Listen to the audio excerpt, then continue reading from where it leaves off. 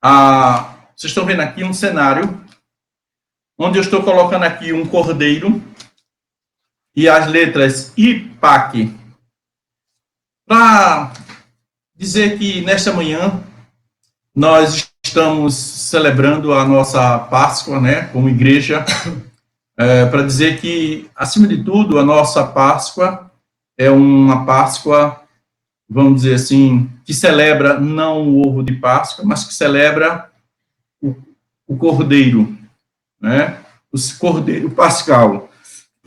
Mas eu quero lembrar também que esta Páscoa, claro, em primeiro lugar, nós como igrejas, mas que não é somente da igreja presbiteriana, né?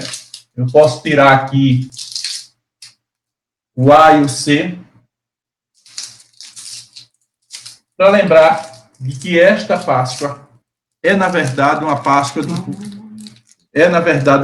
do povo de Deus. De maneira, irmãos, que todos deveriam estar celebrando neste dia esta Páscoa. Eu quero lembrar também que antes mesmo, irmão, de Jesus ressuscitar, ele foi o Cordeiro Pascal, né? Símbolo, Páscoa, símbolo cristão, que deveria, vamos dizer assim, todos nós deveríamos estar sempre lembrando. O Cordeiro, né? Não o coelhinho, mas o Cordeiro de Deus, como diz João, que tira o pecado do mundo. E eu queria que nesta manhã pensar um pouco na Páscoa judaica, baseada em Êxodo capítulo 12. E eu queria trabalhar com os irmãos na verdade, a Páscoa, como eu já falei para vocês, a Páscoa é em 3 P's. Não é em 3D, mas é em 3 P's. Os irmãos vão entender cada uma delas, quando eu falei. Eu estava lendo o capítulo 12 de Êxodo, e eu pude ver como ela tem um significado tão importante para todos nós, teve um significado para os judeus, mas também teve um significado muito importante, tem um significado muito importante para todos nós.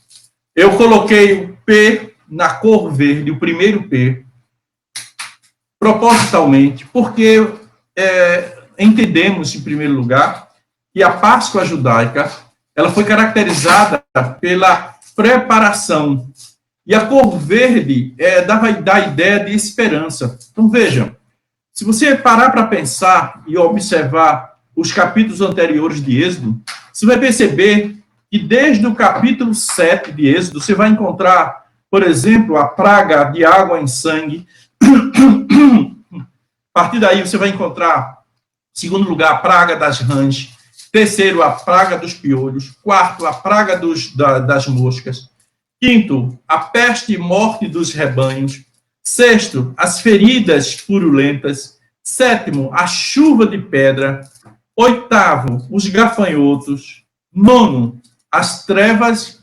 E agora, irmãos, quando chega esse momento, dá para a gente imaginar que o povo poderia estar sofrendo, que o povo poderia estar, na verdade, passando por, vamos dizer assim, tristeza e sem esperança.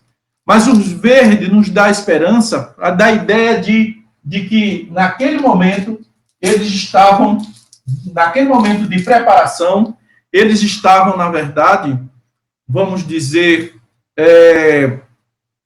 naquele momento eles estavam nutrindo, Deus estava nutrindo nele a esperança de que a próxima praga eles não seriam atingidos. Tá correto. Tá, deixa eu ver aqui. Bom, não seriam atingidos. Irmãos, o texto mostra que essa preparação é caracterizada por algumas questões muito, vamos dizer assim, peculiar a cada um de nós. Por exemplo, o versículo 1 e 2 vai nos mostrar, por exemplo, que a característica da preparação tinha a ver, por exemplo, com data. Isto é, o povo de Israel estava tão, como é que eu posso dizer assim, tão interligado, tão identificado com as festas, com as ações de Deus, as festas e as ações de Deus, que muitas vezes era definidora, por exemplo, a questão das datas. O primeiro versículo diz que o Senhor falou a Moisés, que diz que, no versículo 2, que este será para vós o princípio dos meses, isto é, será o primeiro mês do ano. Então, aquele momento marcava o primeiro mês do ano, para que pudesse marcar as próximas Páscoas com base nesta data. Uma outra característica da preparação naquele momento era, na verdade, as famílias, e a família de forma específica. Irmãos, o versículo 3 diz: dizei a toda a comunidade de Israel, no 10º dia deste mês, cada um tomar para si um cordeiro conforme a família dos pais, um cordeiro para cada família. É interessante a gente perceber, irmãos, que a organização social de Israel era formada por tribos, clãs e famílias. Tribos, todos nós conhecemos, né? Eram, na verdade, aquelas 12 tribos de Israel. E cada tribo, ele era composto de clãs, que eram aqueles grupos menores, que eram, vamos dizer assim, com suas descendências, né? Eram chamados clãs. E depois, e os clãs eram constituídos, então, de família, de maneira mais específica, ok? Então, irmãos, de forma que esta era outra característica. Isto é, tinha a data, tinha a família, e tinha também outra característica dessa preparação, é que eles deveriam ter o alimento certo. Havia uma orientação para que eles pudessem ter um cordeiro, matar o cordeiro, para que eles tivessem ervas amargas. Certa vez a gente às vezes olha muito para, por exemplo, o significado do cordeiro, mas a gente esquece também que as ervas amargas tinham um significado muito importante. Era para lembrar, não é? Certamente no futuro, o sofrimento que eles passaram no Egito, que eles passaram no deserto. Então, havia toda uma orientação. E eles tinham que pegar aquele cordeiro e guardar até o 14º dia. Isto é, por quê? Porque eles ficariam de 14 a 21 ali, vamos chamar, confinados. E quando a gente olha para a Páscoa, a gente vê com uma certa identificação com aquilo que a gente passa hoje. A orientação também incluía, eles tinham que pegar aquele sangue e colocar nos umbrais. Quando eu comecei a ler a Bíblia, eu não associava a ideia de umbrais. Eu me lembro que eu usava o termo batente, né? E algumas traduções usam o termo exatamente batentes, né? Então, colocava exatamente lá no batente das portas, né? Nos portais, melhor, porque para que o anjo, quando passasse, ele pudesse não matar o primogênito daquela família. Portanto, irmãos, quando a gente olha para a Páscoa judaica, a gente vai perceber que era, vamos dizer assim, caracterizada por uma preparação que envolvia toda uma participação da família de um modo geral. Era uma preparação que era a responsabilidade das famílias poderem fazerem isso.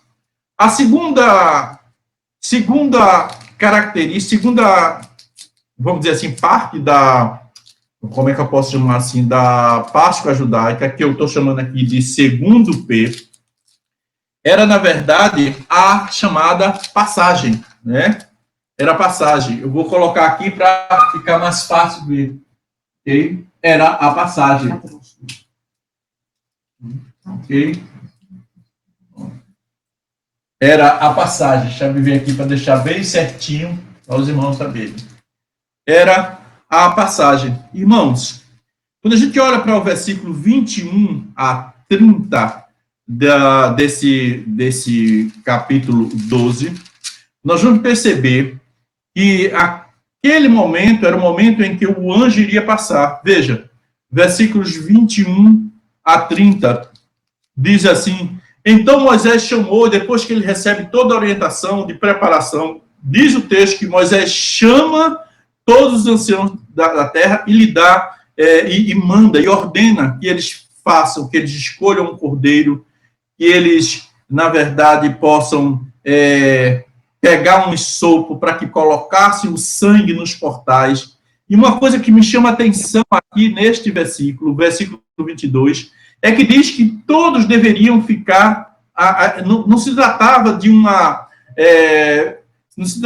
uma orientação apenas, não se tratava apenas de uma sugestão, mas diz o texto aqui que eles deveriam, era uma ordem de Moisés que era dada por Deus, para que todos ficassem confinados pelo menos até o amanhecer, no dia em que passasse o anjo.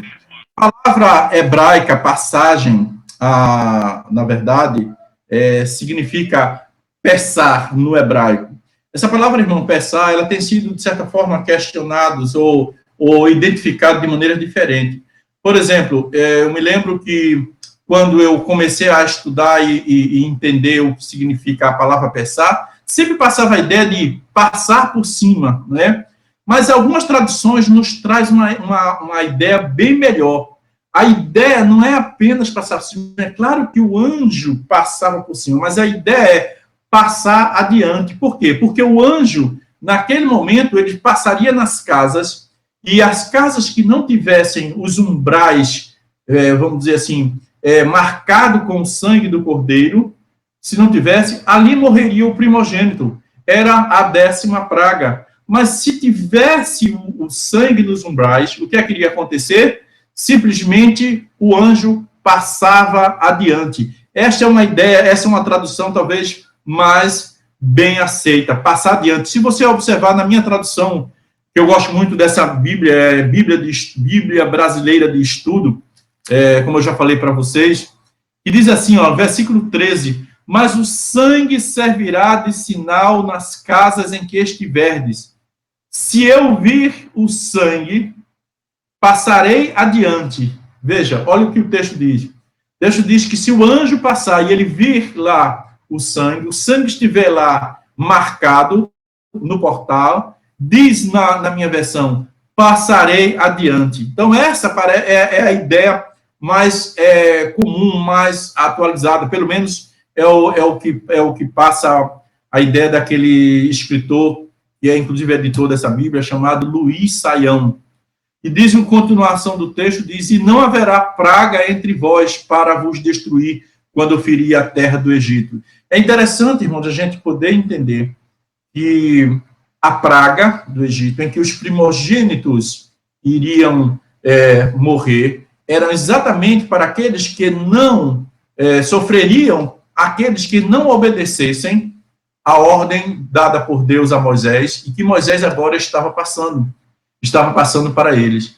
Isto é, a ordem de colocar para que o sangue, para que o anjo passasse adiante, e ali não morresse nenhum dos filhos de Israel.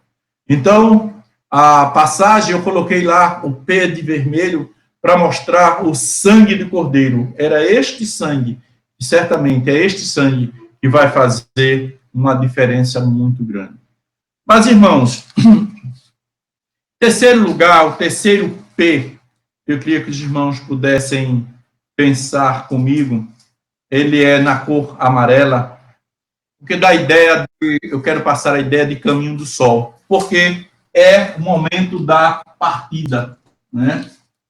É o momento da partida, né? O primeiro foi a preparação, a Páscoa foi caracterizada pela preparação. O povo de Israel tinha que se preparar. Segundo, o povo de Israel tinha que obedecer porque era a hora da passagem.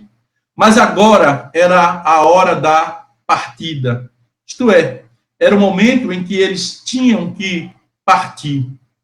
Lá no versículo 31 a 36, diz que, então, de noite, o faraó chamou Moisés e Arão e disse, levantai-vos, Isto é, depois que a gente viu, por exemplo, que a gente vê no versículo 29, né, e aconteceu que à meia-noite o Senhor feriu de morte todos os primogênitos da terra, e desde o primogênito do faraó, herdeiro do trono, até os primogênitos dos prisioneiros que estavam no cárcere, todos os primogênitos dos animais. Então, era a 10ª praga que estava iniciando. Faraó, então, se levanta à noite, e todos os seus subordinados e os egípcios, houve, então, choro, né? Pois não havia casa que não houvesse mortos. Então, irmãos, era a hora que Deus estava preparando para a partida. O versículo 31 diz que, então, de noite, Faraó chamou Moisés e Arão e disse: levantai-vos, saí do meio do meu povo, vós e os ide cultuar o Senhor como pediste. Diz aí: levai também convosco os vossos rebanhos e o vosso gado, como disseste, ide e abençoai a mim também. Diz o versículo 33, irmãos, que os egípcios insistiam com o povo com pressa a expulsá-lo da terra, pois diziam: vamos todos morrer.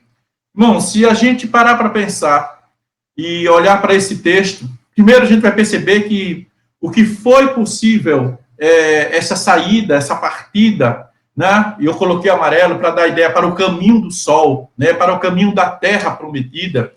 O que foi possível foi, primeiro, o fato de eles estarem preparados, né? Eles se prepararam para isso. Segundo, eles obedeceram, né, a ordem de Moisés, né, para que o momento em que o anjo passasse. E agora é a hora de partida. Em terceiro lugar, uma coisa que me chama a atenção aqui nesse texto, nessa partida do povo de Israel saindo do Egito, é que essa partida é pura providência de Deus.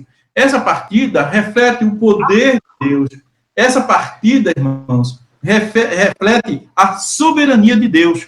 Veja como o texto mostra, a Páscoa mostra que Deus, na verdade, é quem conduz todo o povo para que tudo isso acontecesse.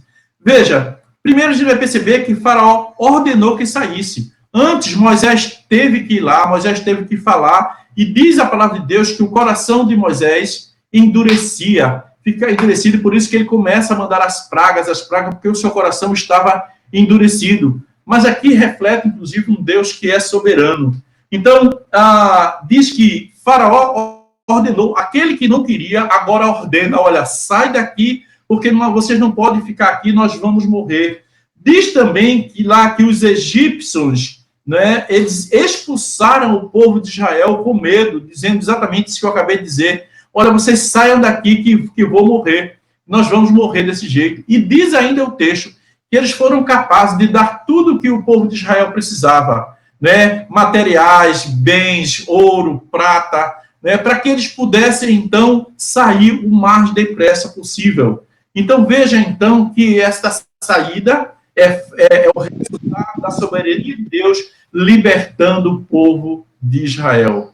Então, irmãos, como é bom, como é necessário, cada dia mais, em qualquer circunstância, podermos ver a soberania de Deus. E agora, aqui na Páscoa, não é diferente.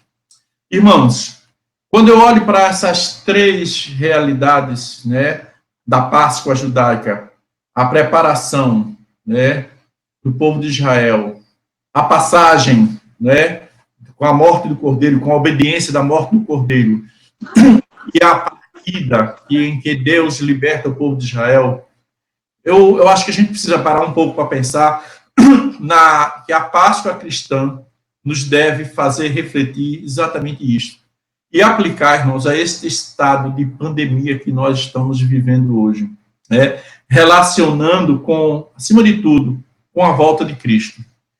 Eu tenho um aluno que ele tem um grupo dos alunos que ele coloca sempre, ele está sempre dizendo que essa Páscoa e esse período de Páscoa que nós estamos passando com essa pandemia, nada mais é do que uma forma de Deus estar nos alertando, nos preparando para a sua volta. Porque existem muitas características. Vejam, primeiro, irmãos, estamos vivendo também um estado de preparação. Se você analisar direitinho, cada um na sua casa, cada um preparando o seu próprio alimento. cada um buscando ao Senhor, cada um, na verdade, com as suas famílias juntas, né? Até os incrédulos chegam à conclusão de que nunca as famílias estiveram juntas, seja ela na perspectiva biológica, seja ela na perspectiva do clã, como era, eu falei de Israel distante, onde as famílias estão juntas, ou até mesmo, quem sabe, os próprios grupos sociais, as pessoas estão, na verdade, mais unidos. Então, estamos vivendo, irmãos, querendo ou não, esse estado de preparação. Em casa, confinados, que a gente para um pouco mais para orar, confinados, que a gente para um pouco mais para valorizar, para pensar em Deus, para pensar naquilo que Deus tem nos feito, nos feito a pensar, na sua proposta, naquilo que Ele quer direcionar, nas suas orientações. Então, irmãos, estamos vivendo exatamente esse estado de preparação. E a gente não pode pensar diferente. Não pode pensar diferente. Porque estamos, de fato, num momento de preparação para a sua própria vinda. Segundo lugar, irmãos, a gente pode aplicar esta Páscoa judaica dizendo que, assim como o povo de Israel, na Páscoa, irmão, esperava o anjo passar, não podemos deixar de pensar, de estar pensando também, de que ao estarmos confinados, ao estarmos nas nossas casas, estamos também, irmãos, esperando, não diria assim, não como a Páscoa, o anjo passar, mas estamos esperando a volta de Cristo. Muitos, irmãos, não têm parado para pensar nisso, e alguns e outros têm parado para pensar justamente porque Deus mesmo o conduziu para isso. Nós estamos vivendo, irmãos, um período de esperar que a qualquer momento possamos ver a volta do Senhor. Eu não sei se vocês têm pensado isso.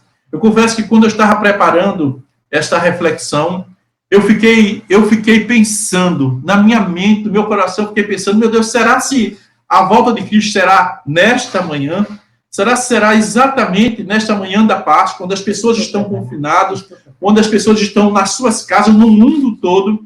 Porque, irmãos, o evento da vinda de Cristo, preste bem atenção que eu vou dizer, nunca esqueçam disso. O evento da vinda de Cristo será sempre permeada por uma situação de comoção ou de alerta mundial. E o que tem acontecido com essa pandemia, querendo ou não, um alerta mundial, tudo é incomum. As pessoas, o aviso para que todos fiquem em casa não é apenas no Brasil, não é apenas em Águas Compridas, não é apenas no Recife, não é apenas no âmbito mais próximo nosso, mas é o mundo todo. Então, a volta de Cristo ela tem essa relação direta com esses eventos mundiais. Alguém até já disse, por exemplo, que a volta de Cristo pode ser um anúncio através da televisão, porque hoje em dia todo mundo tem televisão. Alguém pode pensar que a volta de Cristo pode ser um anúncio através de um celular, porque todo mundo tem celular. Mas só que esta pandemia tem levado as pessoas a terem comportamento, expectativas a nível mundial. E foi isso que me fez pensar de que uma manhã como esta, quando eu estava preparando essa reflexão, eu comecei a pensar, será se não é esta manhã se não é esse dia que a volta de Cristo está para acontecer? Porque o alerta é mundial, os fatos são mundial, de acontecimento é um fato mundial. São fatos que englobam todas as pessoas do mundo todo. Não há uma pessoa na face da Terra que não esteja inserido, com medo. Não há um país que, se não chegou ainda, mas está alerta, esperando, com medo que isso aconteça.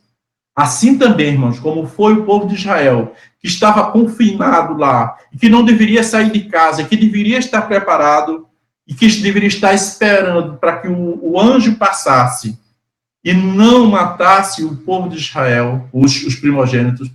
Assim, nós estamos esperando que a volta de Cristo, para que nós possamos desfrutar da salvação em Cristo Jesus. Terceira coisa para a gente aplicar às nossas vidas é que, irmãos, a partida, né? A partida para a terra prometida do povo judeu, ela que libertou, na verdade, é algo, irmãos, que já acontece nas nossas vidas. Veja, quando fomos libertados em Cristo Jesus, aí sim já surgiu a nossa partida. Já surgiu a nossa liberdade, o nosso caminho, o nosso caminhar, o caminho do sol para a terra prometida. Se você observar direitinho, o mundo que nós vivemos hoje, preste bem atenção e veja se isso não é verdade. Do mesmo jeito que aconteceu com o povo judeu, o mundo nos odeia, o mundo nos expulsa dele mesmo. Já parou para pensar? Quando se trata de você pregar o evangelho, as pessoas estão nos expulsando dele mesmo. As pessoas nos colocam à parte, os incrédulos nos expulsam, nos colocam à margem, porque nos acham pessoas inconvenientes, nos acham pessoas que não têm o mesmo pensamento deles, que não têm a mesma ideia deles, que não têm o mesmo objetivo deles. Então, muitas vezes, assim como em Israel, assim como a Páscoa judaica, nós, muitas vezes, somos mal vistos.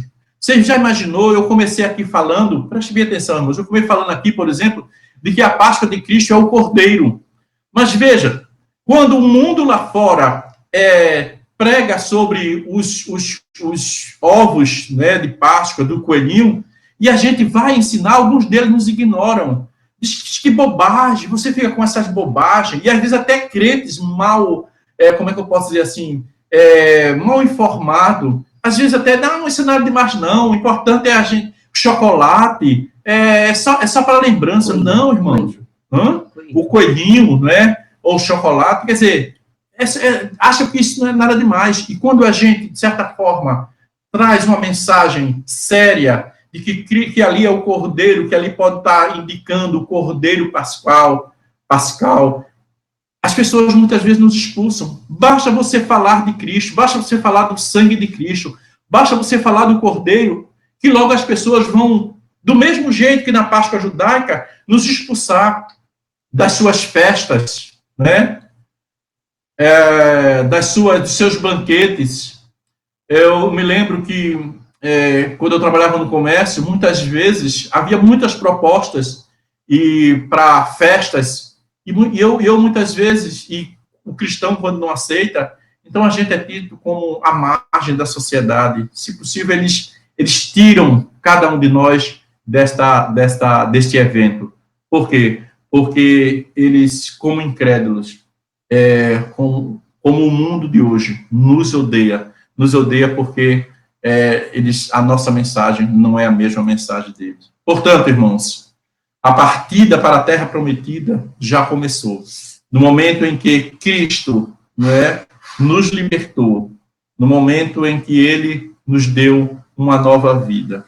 Mesmo que o mundo nos odeie e nos expulse, eles, na verdade, se entendermos e aceitarmos isto, eles estão contribuindo para que nós possamos, breve, estar na terra prometida. Portanto, irmãos, neste momento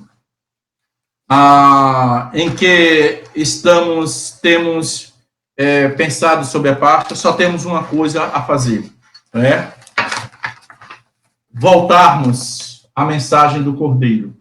Só temos uma coisa a fazer, irmãos, é olharmos para o Cordeiro e anunciar esta mensagem.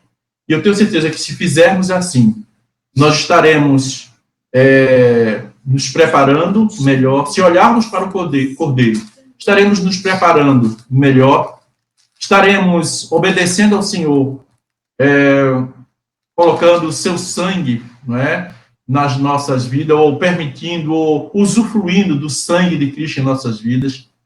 Estaremos também usufruindo da partida que ele já nos ordenou. Portanto, irmãos, que Deus nos abençoe e que possamos usufruir, comemorar esse dia belíssimo, que é essa época belíssima, que é a Páscoa de Cristo. E assim a gente pode dizer que ele ressuscitou. Que Deus nos abençoe, irmãos. Amém?